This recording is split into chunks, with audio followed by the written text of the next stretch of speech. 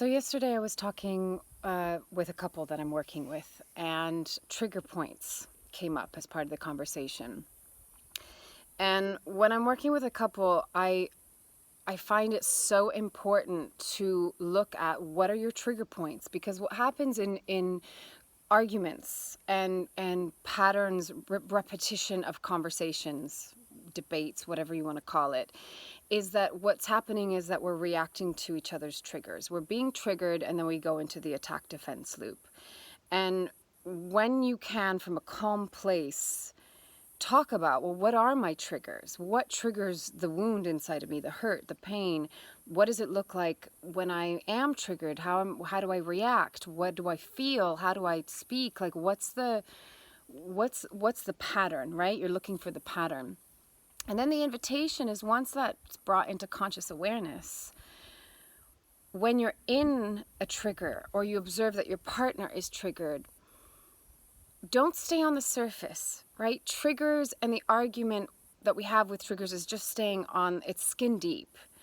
What triggers require is curiosity. Curiosity to go deeper and to have compassion, to know that there's always a reason why they snapped, why they made the joke, why they raised their voice, why whatever the trigger is, there's always a reason. I'm not condoning the behavior. What I'm inviting you to do is to bring awareness and compassion, because if you want to change it, you can't blame and berate the trigger. You have to understand the wound that it's coming from.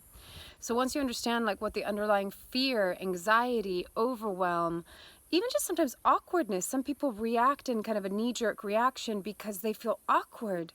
They don't know how to handle the situation. So they might say a joke to make light of it, and then that really triggers and affects the other person. Or, you know, they might snap back and say something that's really mean, but it's because they're coming from a place of hurt, and so they're defending themselves. But there's always a deeper reason, always.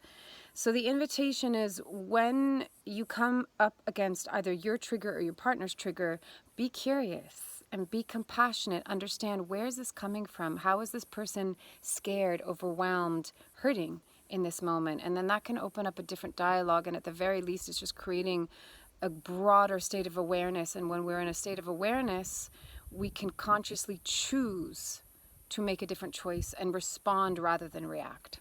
Some food for thought. Bye, loving you all from afar.